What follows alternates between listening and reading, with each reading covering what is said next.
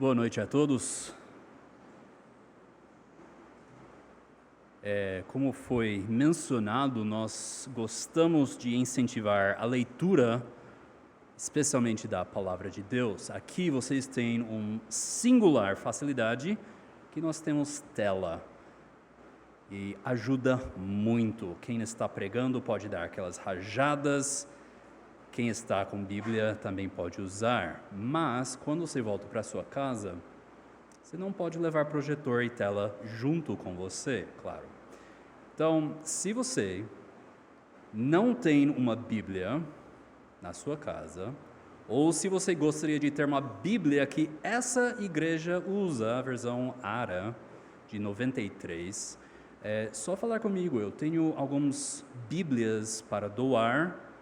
Claro, nós damos a preferência para quem não tem a Bíblia, mas caso você queira atualizar, é uma Bíblia simples assim, e se faltar, nós podemos pegar mais. Só não fala para minha esposa, é segredo nosso.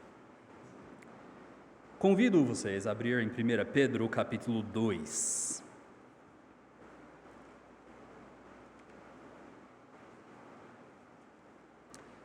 A minha intenção é tratar do versículo 24 e versículo 25 de capítulo 2, chegando ao fim de capítulo 2, depois de 4 anos e meio.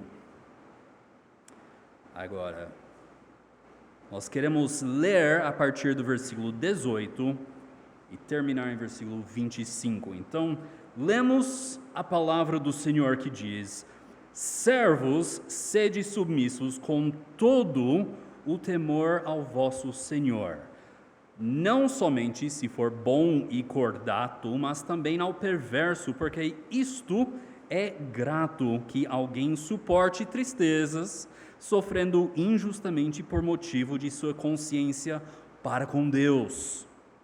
Pois que glória há, se pecando e sendo esbofeteados por isso, o suportais com paciência.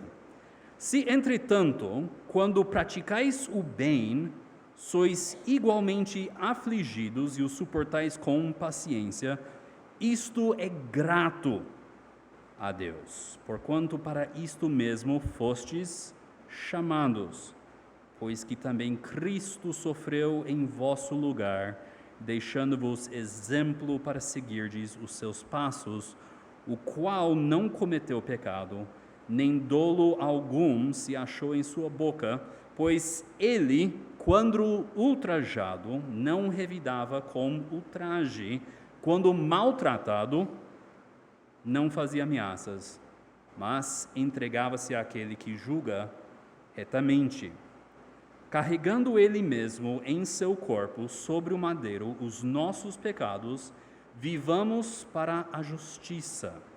Por suas chagas fostes sarados, porque estáveis desgarrados como ovelhas, agora, porém, vos convertestes ao pastor e bispo da vossa alma.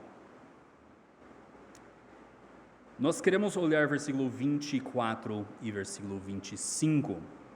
Pedro, sendo um bom judeu, ele domina alguns dispositivos literários judaicas, tipicamente judaicas. Nós vemos que ele começa a falar em versículo 11 sobre os cristãos sofrendo. E ele fala sobre sofrendo no âmbito social, sofrendo no âmbito empregatício, e depois ele vai falar sobre as mulheres sofrendo. E depois ele falar sobre os maridos. E bem no meio desses dois extremos, um totalmente anônimo, social, e um totalmente pessoal, ele coloca alguns conceitos que vão unir as duas coisas. É chamado dispositivo tecnicamente de quiástica. Parece dois, assim, triângulos e onde as pontinhas chegam, tem essa coisa que o judeu quer que você lembra. E justamente é versículo 24, carregando ele mesmo em seu corpo sobre o madeiro os nossos pecados, vivamos para a justiça, por suas chagas fostes sarados. Este grande versículo fala acerca de Jesus Cristo sendo nosso substituto. Fala de Cristo como aquele que tomou o nosso lugar na cruz. E essa doutrina da substituição é o centro, é o coração do evangelho cristão. É básico, é fundamental, essencial à nossa fé que Jesus Cristo morreu em nosso lugar. Todos os outros elementos da salvação revolvem e, não sei se é verbo, mas orbitam, estão em órbita, ao redor da substituição. A redenção revolve em volta da substituição. Cristo pagou o preço no meu lugar. E porque Ele pagou, eu agora sou livre. A justificação também revolve e cresce da substituição. Cristo tomou a nossa condenação e Ele nos deu liberdade, inocência, justiça divina no lugar dos nossos pecados. A reconciliação depende da substituição também. Cristo removeu a causa da hostilidade entre nós e Deus e nós, carregando Ele mesmo no madeiro, no seu corpo, os nossos pecados. E a propiciação também brota da substituição. Cristo levou a ira de Deus, ira que nós merecíamos por causa do nosso pecado. Ele tomou sobre si mesmo, carregou em nosso lugar. Então, onde tinha ira, Cristo carregou. Onde tinha pecado, Cristo levou. Onde havia condenação, Cristo sofreu. E onde tinha penalidade dos pecados, onde tinha juízo a ser enfrentado, Cristo toma tudo em nosso lugar. Essa é a doutrina da substituição de Jesus Cristo. Eu queria olhar com vocês hoje à noite 22 pontos sobre a substituição de Jesus Cristo em nosso lugar. Primeiro ponto. Jesus Cristo sofreu em substituição para pagar o preço dos nossos pecados. Olha o versículo 24. Carregando Ele mesmo em seu corpo sobre o madeiro os nossos pecados, para que nós, mortos para os pecados, vivamos para a justiça. Por suas chagas fostes sarados. Nós mencionamos da última vez que Jesus Cristo, que Pedro estava pensando da passagem em Isaías 53. Você pode ver esse reflexo em Isaías 53, versículo 4 e 5. Assim diz: certamente Ele tomou sobre si as nossas enfermidades e as nossas dores levou sobre si. E nós o reputávamos por aflito, ferido de Deus e oprimido, mas Ele foi traspassado pelas nossas transgressões e moído pelas nossas iniquidades. O castigo que nos traz a paz estava sobre Ele, e pelas suas pisaduras fomos sarados. Você vê o paralelo entre essa passagem e versículo 24 de capítulo 2 de 1 Pedro? Pedro tinha essa passagem em mente. Olha o versículo 11. Ele verá o fruto do penoso trabalho da sua alma e ficará satisfeito. O meu servo, o justo, com o seu conhecimento, justificará a muitos, porque as iniquidades deles levará sobre si. Você está vendo que se estamos falando da expiação, se estamos falando da redenção, da reconciliação, da remoção do pecado e da transgressão, da cobertura dos nossos pecados aos olhos de Deus, tudo nós estamos falando de Cristo fazendo isso possível, porque nós éramos incapazes. É por causa de Jesus Cristo tomar o nosso lugar na cruz, é que nós podemos ter a justiça do Filho de Deus. Isso é substituição. Ele no nosso lugar, nós no lugar dele. Paulo, ele ecoa essas palavras em 2 Coríntios 5, 21. Esse versículo você deve grifar na sua Bíblia. Se não tem Bíblia, que pena, mas podemos mudar isso. 2 Coríntios 5, 21. Aquele que não conheceu o pecado, ele o fez pecado por nós, para que nele fôssemos feitos a justiça de Deus. Pedro está dizendo, é substituição. Paulo está dizendo, é substituição. Isso é o coração do evangelho cristão. E enquanto eu leio esse versículo de novo, já que eu preciso grifar na sua cabeça, eu quero que você preste atenção para aquelas duas palavras no centro do versículo. Aquele que não conheceu o pecado, ele o fez pecado, lá vem, por nós, para que nele fôssemos feitos justiça de Deus. Em outro lugar, Paulo, em Gálatas 3, versículo 13, ele volta ao mesmo assunto, ele fala, Cristo nos resgatou da maldição da lei, fazendo ele próprio maldição em nosso lugar. Amados, eu quero deixar isso bem claro para vocês hoje à noite. Eu não quero que nenhuma pessoa saia daqui enganado que eles podem satisfazer de alguma maneira Deus Pai, que eles podem merecer a sua salvação. De alguma maneira eles não precisam da substituição de Jesus Cristo. Então entenda bem o que a Bíblia está nos colocando. Se Cristo não é o seu substituto, então você ainda ocupa o lugar de um pecador condenado. Fácil, né? Se Cristo não levou os seus pecados e a sua culpa, então é você que vai lidar com os seus pecados e a sua culpa diante de um Deus 3 vezes santo.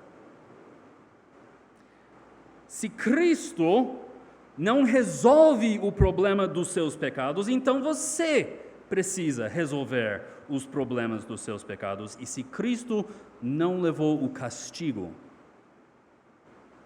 que você merece, então você vai levar o castigo que você merece.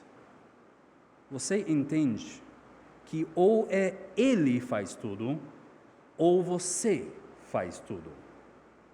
Não tem outra possibilidade. Ou é Jesus Cristo é o substituto, ou você precisa fazer tudo. Ou Ele pagou a pena dos seus pecados, ou você vai pagar a pena dos seus pecados pela eternidade no inferno. É simples assim, não tem terceira opção. Mas o cerne do Evangelho é a substituição de Jesus Cristo. Mas o cerne da substituição não é que Deus transferiu os seus pecados ou os meus pecados para um homem inocente. Deus não fez isso. Ele não transferiu a minha culpa e a sua culpa para um homem inocente. Não. Quanto a isso, as Escrituras são claras. Olha em versículo 24, onde nós olhamos em 1 Pedro 2. As palavras de Pedro ressoam com uma certa autoridade divina, carregando ele mesmo, esse pronome enfático no grego, literalmente seria assim: carregando ele mesmo, que enfatiza que Deus fez isso sozinho e voluntariamente. Aí que nós usamos essa construção, ele mesmo, ele fez sozinho e voluntariamente. Em seu corpo, sobre o madeiro, os nossos pecados. Paulo usa a mesma coisa em Gálatas 3:13. E as palavras dele chegam a nós com a mesma clareza que quando estava secando a tinta no papel milênios atrás. Mas ele escreve: Cristo nos resgatou da maldição da lei, fazendo, olha aqui de novo, ele próprio, literalmente no grego, ele próprio, maldição em nosso lugar. O cerne da doutrina da substituição não é que Deus transfere a nossa culpa para um homem inocente, o cerne é que Deus transfere a pena dos pecados para Ele mesmo. Ele mesmo. Como Pedro e Paulo falam, Ele mesmo.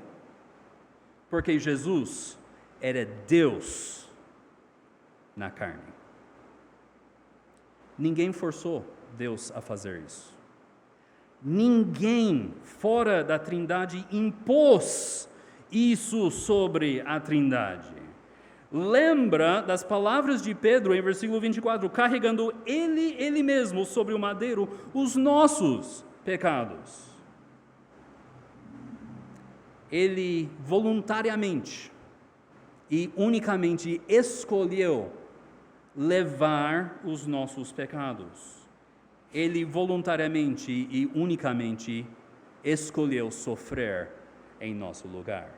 Isso é a doutrina da substituição. A vontade revelada de Deus é que todo pecado haverá de ter a punição que ela merece, até o limite da eternidade.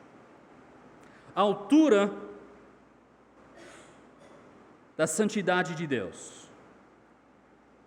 Mas é a vontade expressa de Deus que Ele se torna quem sofre essa ira que os nossos pecados merecem. É isso que Pedro está falando. É por isso que Jesus veio ao mundo. Se você olhar em Mateus 1:21, ele deixa bem claro no focinho porque ele veio ao mundo. Ela dará à luz um filho e lhe porás o nome de Jesus, porque ele salvará o seu povo dos pecados deles. Em João 1:29, se você quiser vir e escutar a sequência de mensagens em João, vale a pena, pode baixar também no YouTube. No dia seguinte, João 1:29, no dia seguinte viu João a Jesus que vinha para ele e disse: Eis o Cordeiro de Deus, que tira o pecado do mundo. Pedro não está inventando, ele está reafirmando o que já foi falado em outros lugares e de muitas maneiras, no Antigo e no Novo Testamento, e ele afirma mais uma vez em 1 Pedro 3, versículo 18, é onde ele diz: por também Cristo morreu uma única vez pelos pecados. Surpresa! O justo pelos injustos, para conduzir-vos a Deus. Ele tomou o nosso lugar. Isso é a base, o fundamento dessa doutrina que liga tanto como sofrer na injustiça civil, empregatício. Eu fico pensando de palavras em inglês, é difícil às vezes. No casamento e também na casa. É isso que liga. Está vendo aquela palavra em versículo 24? Carregando. Significa carregar um peso enorme, esmagadora. Isso é o que o pecado é. Às vezes nós perdemos de vista o peso desse carga que Jesus levou em nosso lugar. Qual era esse peso esmagador que ele carregou? Romanos 8 nos dá a resposta, dizendo: a própria criação no cativeiro do pecado, sabemos que toda a criação a um só tempo geme e suporta angústias até agora por causa desse pecado. Não se iluda, quem ainda não veio a Jesus Cristo está sofrendo, são exaustos, estão procurando saída e escape. E o mundo fica oferecendo uma coisa e outra coisa, e eles vão crescendo essa frustração. Mas o pecado só encontra alívio em Jesus Cristo, porque Ele é o único que levou o que estava nos esmagando, e Ele tomou isso em nosso lugar. Agora, o que significa que Ele carregou Ele mesmo os nossos pecados? Só se usa essa construção, essa frase aqui e mais uma vez em Hebreus. Mas, se você ler o Antigo Testamento, está por todo o lugar. Eu não quero perder tempo com todos os usos, então eu vou mencionar apenas 2. Números 14, versículo 34. Você lembra que Deus tirou o povo de Israel da terra do Egito e leva eles para a terra prometida. E eles estão em Cades Barneia, especificamente, e lá os espias eles percorrem a terra por 40 dias, e eles voltam e eles falam ao povo: não vai, tem gigantes, eles vão nos destruir. O nosso Deus simplesmente é um Deus fraco em comparação com esses gigantes da terra. E Deus diz: por causa da sua descrença, eu vou punir vocês. E é aqui nós encontramos em versículo 34. Segundo o número dos dias em que espiastes a terra, 40 dias, cada dia representando um ano. Olha só o que Pedro está citando. Levarei sobre vós as vossas iniquidades 40 anos, e tereis experiência do meu desagrado. Especialmente, claro, aqui em versículo 33. Ele fala, versículo 33, vossos filhos serão pastores neste deserto 40 anos e levarão sobre si as vossas infidelidades, até que o seu cadáver se consuma nesse deserto. O que significa levar iniquidade? Significa levar as consequências de pecado, levar a punição divina dos pecados. Significa, você vai carregar a punição, as consequências do seu pecado. Por causa do seu pecado, você vai carregar as suas iniquidades. Outra vez em Ezequiel 18, versículo 20. Ezequiel 18, 20. A alma que pecar, essa morrerá. O filho não levará a iniquidade do pai, nem o pai a iniquidade do filho. A justiça do justo ficará sobre ele, e a perversidade do perverso cairá sobre este. O que isso significa?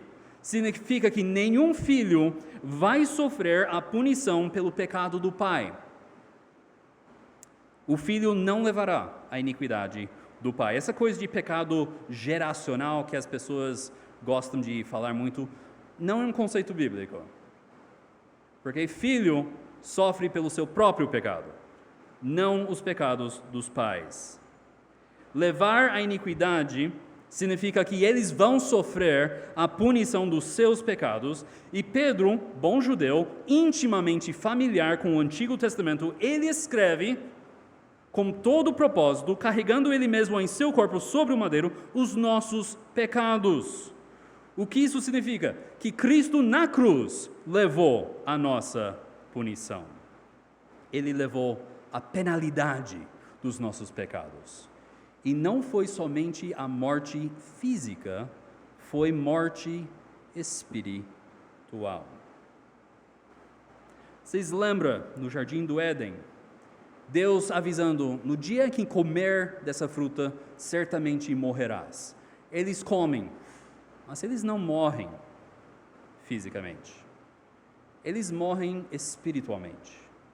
A morte espiritual é separação de Deus. Isso é morte. espiritual. Mateus 27, versículo 26.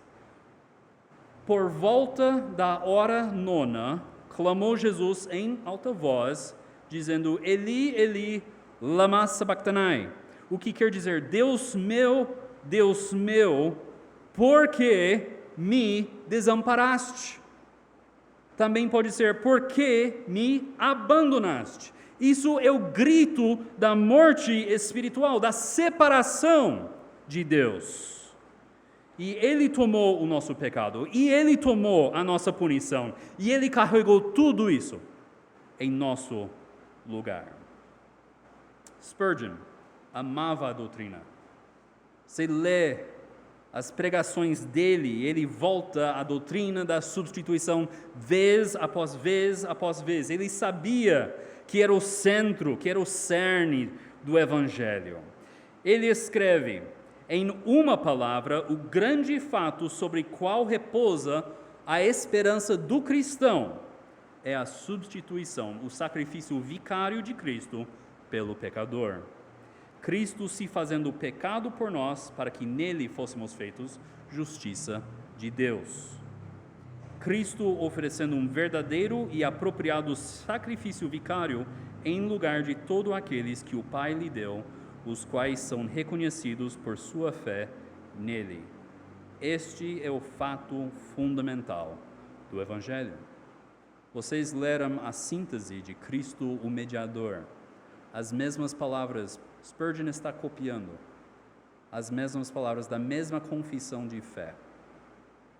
É fundamental, ele diz, essencial. Ele vai ainda mais, ele diz: não há doutrina que inflame minha alma com tanta alegria quanto a da substituição. A substituição é a própria essência de toda a Bíblia. É a alma da salvação, é a essência do Evangelho. Devemos permear todos os nossos sermões com ela, pois é a força vital de um ministério evangélico. Ele comentando sobre essa passagem que estamos hoje à noite, versículo 24 e 25, ele escreve isso: eu oro Deus para que cada pedra deste tabernáculo desmorone e cada viga seja reduzida a átomos, antes que alguém se levanta nesta plataforma para pregar. Alguém que negue o sacrifício vicário de Cristo Jesus, ou que sequer o mantenha em segundo plano, pois esta é a nossa única mensagem. Voltando para 1 Pedro 2, versículo 24, nós vemos a razão por que Cristo fez isso. Por que Ele substituiu? Por que Ele tomou o nosso lugar? Olha, versículo 24. Carregando Ele mesmo em seu corpo sobre o madeiro os nossos pecados, para que nós, mortos para os pecados, vivamos para a justiça. Por suas chagas fostes sarados. Por que Cristo tomou o nosso lugar? Qual foi a finalidade dessa substituição? Nota, o motivo não é que nós pudéssemos ir para o céu. O motivo não é para que nós pudéssemos ter paz e bons sentimentos positivos. O propósito de Cristo tomar o nosso lugar não era para que nós pudéssemos sentir o amor de Deus. O propósito primário é que Cristo morreu por nós para que, mortos para os pecados, vivamos para a justiça. Cristo morreu para transformar pecadores em santos. Ele fez isso para nos transformar, para nos regenerar, para que nós deixássemos de ser quem nós éramos, para que nós pudéssemos se tornar como Ele. Pedro não está dizendo: olha, o rótulo mudou. Você foi declarado justo, mas a realidade é que as coisas vão continuar do mesmo jeitinho de sempre. Quantas vezes a gente não escuta essa desculpa? É o jeito que eu sou. Eu faço isso. Ou a gente transfere aos pais. Eu vi meu pai fazer, por isso eu espanco os meus gatos em casa. Não, Pedro está dizendo, é uma mudança genuína, é uma mudança profunda. Mortos para o pecado, vivamos para a justiça. É uma palavra única no Novo Testamento, única vez que é usado aqui. E normalmente quando nós pensamos sobre morrer para os pecados, nós pensamos de uma coisa um pouco de ponta cabeça. Então imagina o cemitério, imagina a cova aberta, imagina que você está lá. Agora, quando nós pensamos sobre mortos para os pecados, nós pensamos que o Novo Testamento está dizendo que nós morremos, que nós estamos na cova, e que nós estamos na cova e nós nunca mais vamos andar nesse mundo cheio de pecado. Paulo, de fato, ele usa essa expressão, mas não é o que Pedro está falando aqui. Pedro está usando, nesse cemitério mental, cova aberto. Imagina o agiota que atormentava a sua vida, que cobrava as suas dívidas, que te acusava, e com razão. E cada vez que não satisfazia ele, aumentava e aumentava e aumentava a dízima. Imagina que o agiota está na cova. Quem está devendo, a pessoa a quem você está devendo essas dívidas está na cova e você está livre para sair do cemitério e voltar para casa. Você anda com medo? Claro que não. Você fica pensando como essa cobrança vai afetar a vida da sua família? Claro que não. Ele está morto. Ele não vai cobrar mais nada.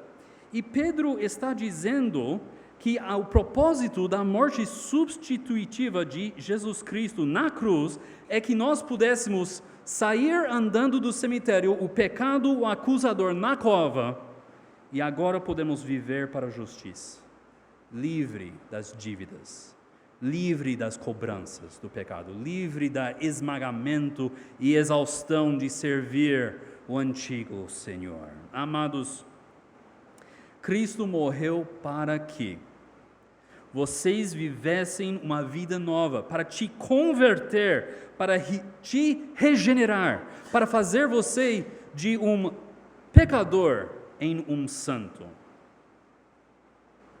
Então, nesse contexto, eu te pergunto, como é que nós vamos sofrer injustamente como Cristo sofreu? Pedro está dizendo, começa aqui. Começa com o sacrifício de Jesus Cristo, levando tudo voluntariamente e unicamente sobre si mesmo. E assim você pode sair livres do pecado. 2. Olha para Jesus Cristo como o bom pastor que chama você a si mesmo. Olha o versículo 25. Porque estáveis desgarrados como ovelhas, agora, porém, vos convertestes ao pastor e bispo da vossa alma. Agora, a palavra aqui, essa estáveis desgarrados, se você fosse traduzir ao pé da letra, é vocês estavam desgarrando. Ou seja, cadê a ovelhinha David? Está vendo aquele pontinho branco sumindo lá para o deserto que está ficando cada vez mais pequeno? Ele está andando desgarrado. Não foi uma única vez que ele fez isso. Não foi um momento específico que ele fez isso. Não. Estavam desgarrando como ovelhas. Agora, porém, vos converteste ao pastor e bispo da vossa alma. Você entende por que Cristo precisa ser o substituto? Para trazer as ovelhas, porque por nós mesmos, nós andamos desgarrando-os. Se Ele não tivesse dado o sacrifício, nós ainda estaríamos desgarrando. Se Ele não tivesse sido o substituto, nós nunca teríamos entrado no aprisco. A gente estaria lá tateando, procurando o que podemos fazer para nos salvar, se Cristo não tivesse sido o nosso substituto. Pedro ainda está pensando de Isaías 53. Olha o versículo 6 de Isaías 53. Conhecidíssimo, todos nós andávamos desgarrados como ovelhas, cada um se desviava pelo caminho, mas o Senhor fez cair sobre ele a iniquidade de nós todos. Isaías e Pedro estão falando para nós hoje que nós estávamos e nós somos desgarrando como ovelhas, mas Cristo é o pastor que nos traz de volta, e não somente nos traz de volta, Ele deu a sua vida por nós. Qual é o resultado disso? De novo, ele está repetindo a mesma coisa de versículo 24. Agora, porém, vos convertestes ao pastor e bispo da vossa alma. Entenda o que está acontecendo aqui. Antes da conversão, eu estava andando desgarrado, eu estava andando em direção a satisfazer a mim mesmo. E agora, ele usa essa palavra convertestes, que significa literalmente mudar de direção, ir a outra direção, ir a encontro do quê? Ao pastor e bispo da vossa alma. A mesma palavra usada lá, os evangelhos falando sobre o filho pródigo, que ele está lá e ele fala, na casa do meu pai tem muitos jornaleiros, eles têm comida suficiente. Eu vou voltar, eu vou me converter, eu vou em direção à casa do meu pai. Mesma coisa que está acontecendo. Isso é o fé de arrependimento. Entende? Arrependimento e fé não é se virar para um sistema. Antes, eu era do mundo, mas agora sou batista. Isso não é arrependimento verdadeiro. Não é ir para uma teologia. Antes eu era batista, mas agora sou pentecostal. Isso não é conversão. Isso não é ir em direção a Jesus Cristo. Não é se converter para uma religião, é se converter a uma pessoa, a Jesus Cristo, pastor e bispo da vossa alma. Literalmente, bispo da minha vida. Quem é o bom pastor? Olha em 1 Pedro 5, versículo 4. Ele diz, ora, logo que o supremo pastor se manifestar, recebereis a imarrecível coroa da glória. O bom pastor é o Senhor Jesus Cristo, e ele não é somente o bom pastor, Pedro chama ele do supremo pastor. É incrível um judeu falar isso. O judeu está acostumado com Salmo 23, versículo 1, o Senhor, Deus, Adonai, Jeová, é o bom pastor. E Pedro, um bom judeu, ele está confessando que Jesus Cristo, como ele confessou anos atrás, antes de escrever 1 Pedro, quando era jovem, e ele confessou, Senhor, Tu tens as palavras da vida, para onde nós vamos? Você é o Filho de Deus. Ele está afirmando aqui, olha, Deus é o meu pastor, mas Jesus Cristo é divino. Ora, logo que o Cristo, o supremo pastor, se manifestar, recebereis o imarrecível coroa de glória. Mas Pedro vai ainda além. Olha em versículo 20. Ele fala, agora, porém, vos convertestes ao pastor e bispo da vossa alma. A palavra bispo aqui, em outros lugares, é traduzido como supervisor, aquele que olha por cima. Vem do grego epi, por cima, skopos, aquele que observa. Mas, entende que esse pastor é o título, mas o que o pastor faz? Ele bispa. Ele vive bispando, porque não é somente olhar, o pastor não somente olhava ao redor e falava, olha os bonitinhos, meus amados cordeiros, ele está olhando com o propósito de guardar, porque ovelha não tem nenhuma defesa biológica contra qualquer predador. Ele nem olha para os dois lados antes de atravessar uma rua, ele se joga. E o pastor precisa ficar de olho para que nada aconteça a esses rebanhos. Ele está guardando a vida dos seus rebanhos. Em João 10, 15 ele fala, eu sou o bom pastor em versículo 14, e ele termina em versículo 15, eu dou a minha vida pelas ovelhas. Ele lidera, ele supervisiona, ele dá a sua vida. E essas mesmas palavras são dadas aos pastores de igrejas. Eles cuidam. Não falando, olha a grande igreja que eu tenho, que eu construí. Não, eles guardam as ovelhas, seguindo o exemplo do supremo pastor, Jesus Cristo. Eles vigiam as ovelhas, para que essas ovelhinhas, nós, não perdemos as nossas vidas. Então, Cristo nós vimos, e eu gostaria de concluir. Vocês achavam que era 22 pontos mesmo, sinto muito. Mas Cristo, ele sofre como nosso exemplo, como nosso substituto, como nosso pastor e como o nosso guardião. Nós começamos, mais ou menos 1 ano e meio atrás, olhando em versículo 11. Mas lembra que Pedro está desenvolvendo esse argumento que como cristão você deve preparar para sofrer. Lembra, em versículo 11, a primeira parte, ele fala, amados, exorto-vos como peregrinos e forasteiros que sois. Não interessa o que o mundo fala a nós hoje. Não existe utopia aqui. Nós estamos de passagem. Mas, enquanto nós estamos de passagem, os pagãos estão nos acusando, as autoridades estão nos oprimindo, e os mestres injustos estão nos abusando. Então, Pedro, ele fala, vocês vão sofrer, e amados, vai ser injusto. Mas olha para Jesus Cristo. Ele é o nosso padrão, ele é o nosso exemplo, ele é o nosso substituto, ele é o nosso pastor. Agora, Satanás, ele quer aumentar o sofrimento do povo de Deus. Ele é chamado, no livro de Apocalipse, do grande acusador.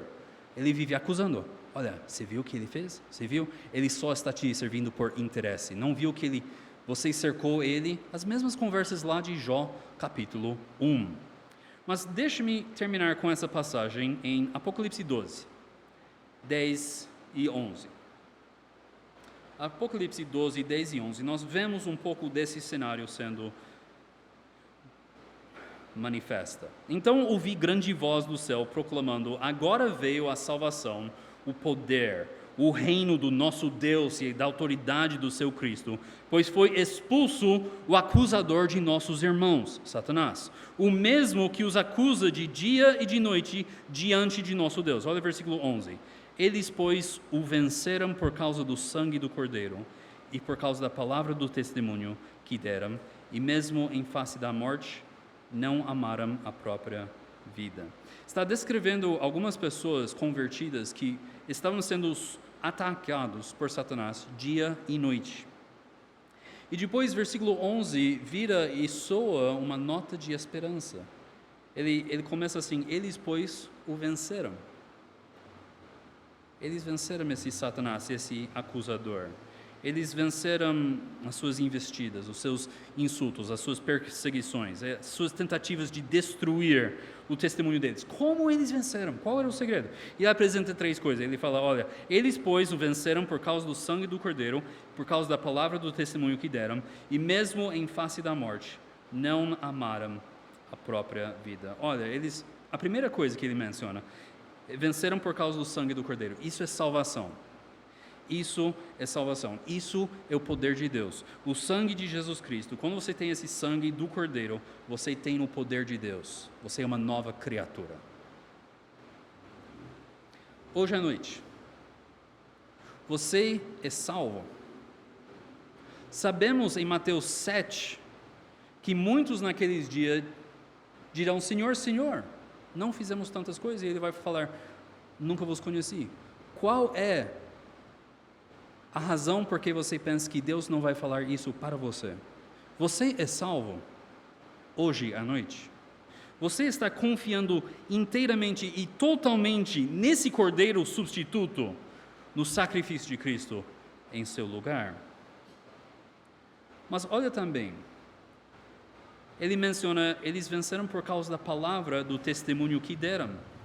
Quando eles foram hostilizados, quando eles foram provocados, eles mantiveram o seu testemunho. Eles tiveram a ousadia de manter o testemunho, de não se comprometer diante dos ataques de Satanás, de não falar, olha, nesse momento eu gostaria de servir junto com os servos de Satanás, porque vai aliviar muita coisa para mim, e depois, às escondidas, eu vou para a terceira igreja batista, quando for conveniente.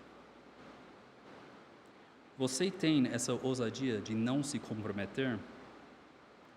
Você continua a fielmente seguir Jesus Cristo em todas as situações, nas dificuldades em casa, dificuldades no trabalho, dificuldades na sociedade ou na escola ou em qualquer lugar? Você tem a ousadia de não se comprometer e de seguir Jesus Cristo e segurar a palavra do testemunho?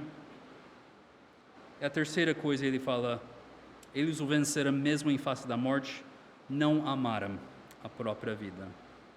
Eles não amaram a própria vida, não era grande coisa para eles se sofreram nesta vida ou se eles não. Você ama a sua vida, é supremamente importante para você ter a boa opinião das pessoas acerca de você. É muito importante para você ter bastante do conforto do mundo, dinheiro, saúde, prazeres nesse mundo. Você quer receber todas as coisas boas nessa vida? Você não vai vencer. Você nem salvo é. Porque o que começa com salvação continua com comprometimento. E continua com falando, tem alguma coisa melhor. Aqui não é a utopia. Eu não vou esperar que a sociedade crie para mim.